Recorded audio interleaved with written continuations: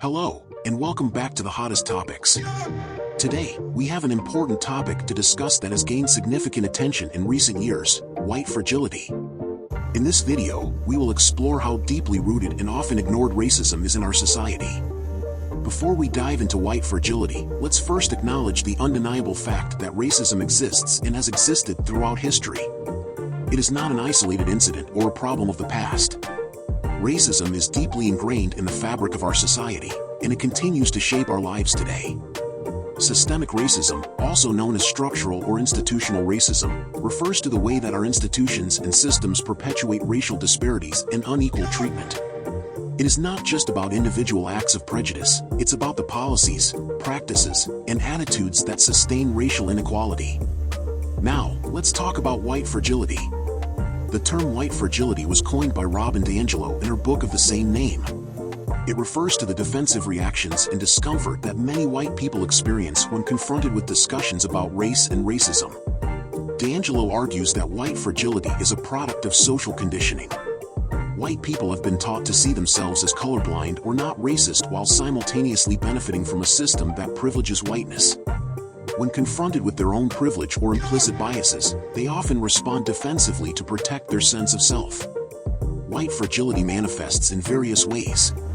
It can be seen when white individuals get defensive, dismissive, or avoidant in conversations about race. It can also be observed in the refusal to acknowledge one's own racial biases or the denial of the existence of systemic racism. White fragility perpetuates racism because it prevents honest and open dialogue. When white individuals become defensive or shut down conversations, it hinders the progress needed to address racial disparities. It's essential for white people to recognize and confront their own fragility. It's uncomfortable, but necessary.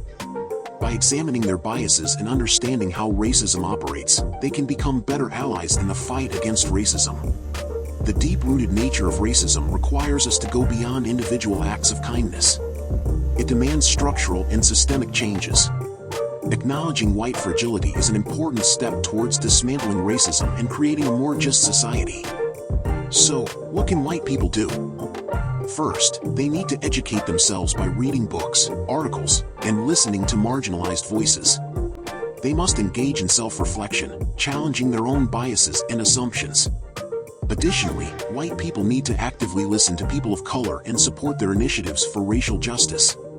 Thank you for joining us today as we explored the concept of white fragility and the deeply rooted nature of racism.